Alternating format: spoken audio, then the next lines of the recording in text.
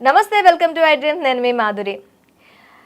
ఎప్పుడు కూడాను మనం ఒక పని స్టార్ట్ చేసిన వెంటనే దాన్ని పక్కన పెట్టడమో, లేకపోతే దాన్ని పట్టించుకోకపోవటమో, లేదంటే అది మనం స్టార్ట్ చేసిన వెంటనే దాంట్లో ఎలాంటి గ్రోత్ లేదు అని చెప్పి నిరాశ పడటమో, ఆ నిరాశ పడటంలో దాన్ని పక్కన పెట్టడమో చేస్తూ ఉంటాం. సో ఇలాంటి సిచ్యువేషన్స్లో అసలు ఏ పని మనం స్టార్ట్ చేసినా కూడా ఆ ప్రతి పనిలో కూడా గ్రోత్ రావాలి, సక్సెస్ రావాలి. గ్రోత్తో పాటు అంటే ఏం చేయాలి డీటెయిల్గా చెప్పడానికి మనతో పాటు ఉన్నారు కశ్యప్ గారు. Hello sir. హలో అండి సార్. గ్రోత్ ప్రతి పనిలో నాకు కావాలి. నేను ఒక 4 పనులు తీసుకున్నాను. ఆ 4 దీంట్లో కూడా నాకు గ్రోత్ అనేది కాదు. నాకు ఆ 4 బిజినెసెస్ గ్రోత్తో వెళ్ళాలి. I want to success.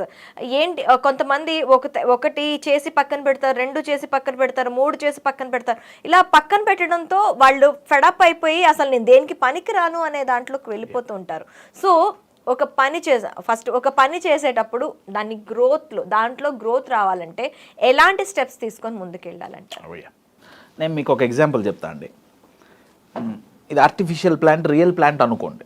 Real plant మీకు చూపించడానికి అగ్గరలేదు. లటకని ఇక్కడ కనపడితే తీసుకొని చెప్తున్నా నేను. ఇది రియల్ అనుకోండి ఒక నిమిషం. ఏమండి, ఇది మీరు అడిగిన ప్రశ్న గ్రోత్ కదండి. నా ఈ విత్తనం ఏమండి ఈ కుండీలో ఉంటే మహా అయితే ఇంత, లేకపోతే ఇంకొంచెం ఎదుగుతుంది. ఇది ఎదగాలి అంటే ఈ విత్తనం కుండీలో కాదు, సారవంతమైన నేలలో ఉండాలి. ఒప్పుకుంటారా? మీరు ఒక మామిడికాయ చెట్టు యొక్క విత్తనం పట్టుకొచ్చి దీంట్లో వేస్తే అదంతే పెరిగి ఊరుకుంటుంది. ఎందుకు?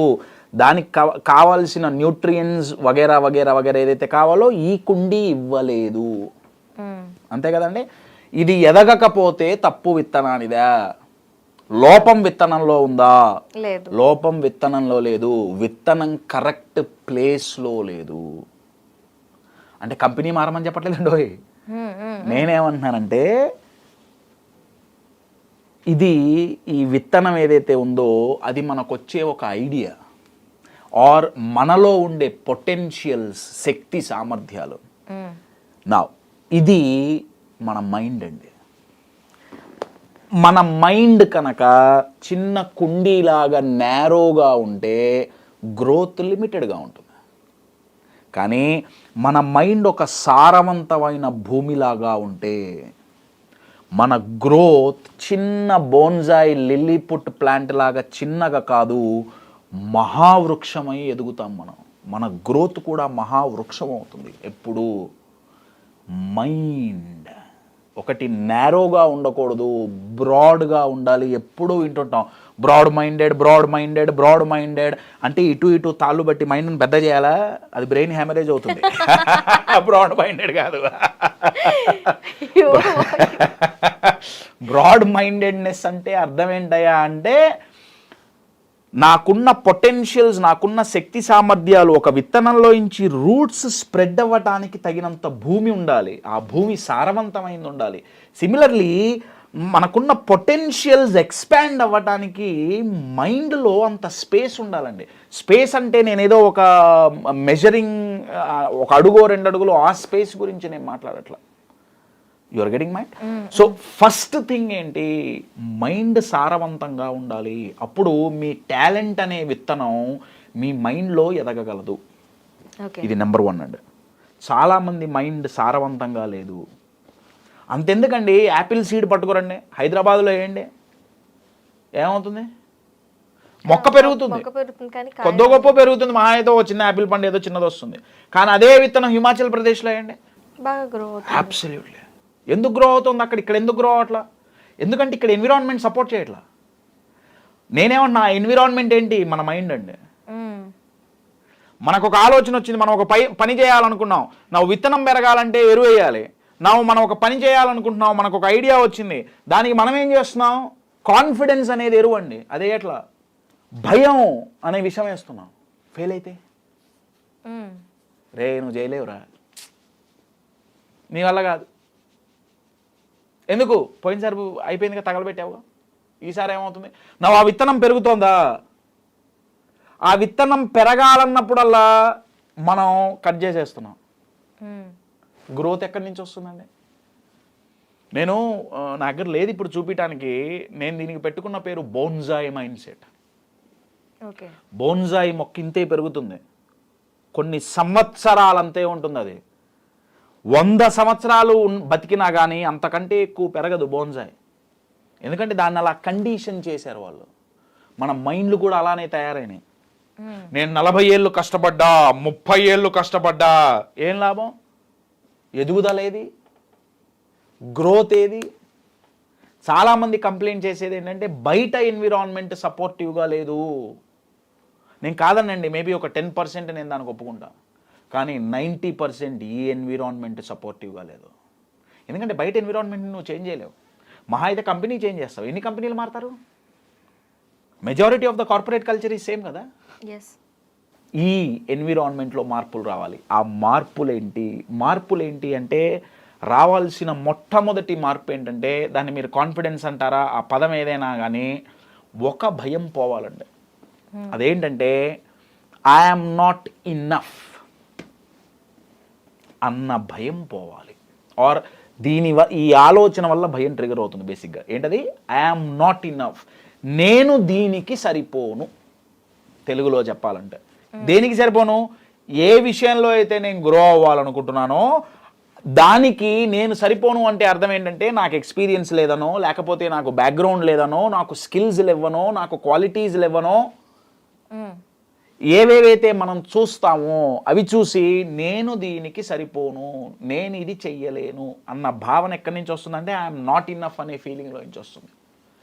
I'm capable enough. ఈ బిలీఫ్ ఎప్పుడైతే మైండ్లో పడుతుందో, నేను చేసే సత్తా నాకుంది, తప్పు పోయినా ప్రాబ్లం వచ్చినా హ్యాండిల్ చేసే కెపాసిటీ నాకుంది. నేను స్కిల్స్ గురించి మాట్లాడట్లా. స్కిల్స్ అందరికీ ఉండవు, నేర్చుకోవచ్చు. Your getting it? ప్రాబ్లం వచ్చినప్పుడు హ్యాండిల్ చేయగల స్కిల్ ప్రతి ఒక్కరికి ఉండదు, నేర్చుకోవచ్చు. కానీ ఫస్ట్ కెపాసిటీ ఉండాలి. ప్రాబ్లమ్ని ఫేస్ చేసే కెపాసిటీ. అబ్సల్యూట్లీ.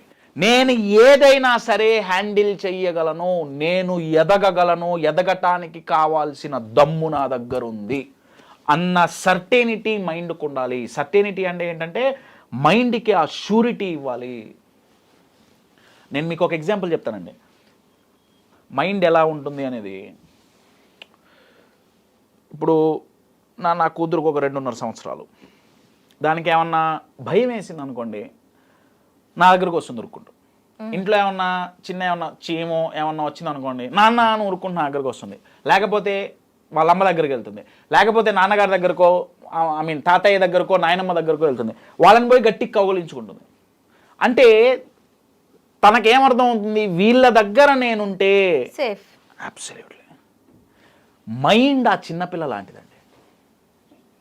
అంటే నా కూతురు నా దగ్గరికి వచ్చినప్పుడు ఆ చీమో బామో ఏదో వచ్చినప్పుడు నేను దాన్ని ప్రాపర్గా హ్యాండిల్ చేశా, తీసి అవతల బారేశానో ఏమన్నా చేశానో, అమ్మ నీకేం కాదు అన్న ధైర్యం నా కూతురికి నేను కలిగించా. అంతే కదా. నా మైండ్ భయపడుతోంది, వామ్మో వీడు హ్యాండిల్ చేయలేడు, నలుగురు చెప్తున్నారు రే నీకు కెపాసిటీ లేదు, నీ వల్ల కాదు, నువ్వు హ్యాండిల్ చేయలేవు. మైండ్ నువ్వు చిన్నపిల్లలా కంగారు పడుతుంది, వామ్మ చేమొచ్చింది. మైండ్ని పక్కన కూర్చోబెట్టుకొని మనం పాస్ట్లో ఎంత చేసామో మైండ్కి చూపియాలండి. మైండ్కి కాన్ఫిడెన్స్ తేవటం అంటే నా వల్ల అవుతుంది అని చెప్పుకోవటం కాదు. చిన్నపిల్లని ఎలా అయితే పక్కన కూర్చోబెట్టి మనం ధైర్యం ఇస్తామో మైండ్కి ఆ ధైర్యం ఇవ్వాలి. అప్పుడు ఏమవుతుందంటే మైండ్ ఏ సపోర్ట్ అయితే మనకు చెయ్యాలో అది చేస్తుంది. ఇందాక మనం ఒక వీడియోలో లీడర్షిప్ గురించి మాట్లాడుకున్నాం. ఆ లీడర్ ఎవడయ్యా అంటే ఆ చిన్నపిల్లలు వచ్చినప్పుడు ఆ సేఫ్ జోన్ క్రియేట్ చేస్తాడే వాడు లీడర్ అండి. మన మైండ్లో అది క్రియేట్ చేసుకోవాలి. సో గ్రో అవ్వాలి అంటే ఫస్ట్ దానికి తగ్గ ఎన్విరాన్మెంట్ ఉండాలి. ఎక్కడ? మైండ్లో. ఎస్. బయట ఒక్కటే కాదు, మైండ్లో ఉండాలి. బయట కూడా ఉండాలి, నేను కాదనట్లా. ఫస్ట్ నిన్ను నువ్వు ఎబిలిటీ అని చూపించుకోవడానికి నీ మైండ్లో ఆ ఎబిలిటీ అనేది క్రియేట్ చేసుకోవాలి. ఇప్పుడు ఒక మంచి క్రికెటర్ క్రికెట్ ఆడని దేశంలో పుట్టాడు అనుకోండి, క్రికెట్ ఎబిలిటీ ఉన్నా అంత షైన్ అవ్వలేడు.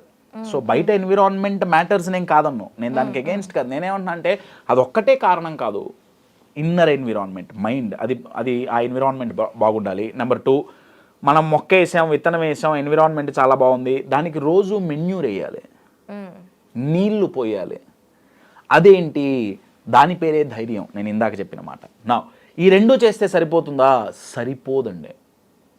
చుట్టూ కలుపు మొక్కలు వస్తుంటాయి. నా మనం ఒక మేజర్ మొక్క వేసాం, చుట్టూ 4 కలుపు మొక్కలు వచ్చినాయి. నేను దీనికి ఫుడ్ ఇచ్చా, మెన్యూర్ ఇచ్చా, అన్నీ ఇస్తున్నా, కానీ ఆ ఎనర్జీ కలుపు మొక్కలు లాగేసుకుంటాయి. Your getting it? ఇది ఎదగాలి అంటే దీనికి మెన్యూర్ ఇవ్వటం ఒక్కటే కాదు, ఈ ఎదుగుదలను ఆపే కలుపు మొక్కల్ని పీకేయాలి. అటువంటి కలుపు మొక్క పేరే డౌట్ అండి. మన కెపాసిటీ మీద మనకి డౌట్. అది తీసేయగలిగితే your getting it, growth is absolutely damn sure possible. ఇవి కాకుండా కొన్ని స్కిల్స్ కావాలి, నేను కాదన్ను. అవి లీడర్షిప్ ఎబిలిటీస్ అంటారా, కమ్యూనికేటింగ్ ఎబిలిటీస్ అంటారా, ప్రాబ్లమ్ సాల్వింగ్ ఎబిలిటీస్ అంటారా, ఎనలిటికల్ ఎబిలిటీస్ అంటారా, మీరున్న ఫీల్డ్స్ ప్రకారం. బాగా గుర్తుపెట్టుకోండి, గ్రోత్, లీడర్షిప్, ఏదైనా బిజినెస్, లైఫ్ ఏదైనా సరే 80% సైకాలజీ, 20% మాత్రమే skills. Okay, your getting it? కానీ ఆ 20% చాలా ఇంపార్టెంట్. మీరున్న ఫీల్డ్ తగ్గట్టు మీరు ఎదగాలంటే ఏ స్కిల్స్ ఉంటే ఎదుగుతారు. ఫర్ అన్ ఎగ్జాంపుల్, నేను ఎదగాలి అంటే నాకు కావాల్సిన హయ్యెస్ట్ స్కిల్స్లో ఒకటి పబ్లిక్ స్పీకింగ్, సెకండ్ నా ఎనలిటికల్ ఎబిలిటీ చాలా బాగుండాలి. ఏ విషయాన్నైనా ఎలా చెప్పాలి అని అనలైజింగ్ ఉండాలి. ఎస్, క్రియేటివిటీ నాకు ఉండాలి, అదొక స్కిల్. ఇంకొకళ్ళు చెప్పిందే నేను చెప్పినా కానీ దాన్ని నేను బెటర్గా ఎలా ప్రజెంట్ చేయగలను, క్రియేటివిటీ. సో అవి నాకు సంబంధించినవి. నేనేమంటున్నా అంటే ఇవన్నీ ఉన్నాయి, ఇవి 20%, but remaining is my mind set. అర్థమవుతుందా? సో గ్రోత్ కావాలంటే 80% మైండ్ సెట్, 20% స్కిల్స్. ఆ స్కిల్స్ అనేవి మీ ఫీల్డ్ని బట్టి మారుతూ ఉంటాయి, but mind set remains same. Mind set remains same. The inner environment need to be changed. కలుపు మొక్కల లాంటివి డౌట్స్ని తీసేయాలి, మెన్యూర్ లాంటి ధైర్యాన్ని రెగ్యులర్గా ఇస్తుండాలి. అప్పుడు మీ టాలెంట్ అనే సీడ్ గ్రో అవుతుంది. అది చిన్న కుండీలో పెట్టడం కాదు, ఒక పెద్ద పొలంలో సారవంతమైన నేలలో వేస్తే అప్పుడు ఎదుగుదల కనబడుతుంది. అర్థమవుతుందా అండి? థ్యాంక్ యూ కశ్యప్ గారు, thank you very much. So much. Thank you.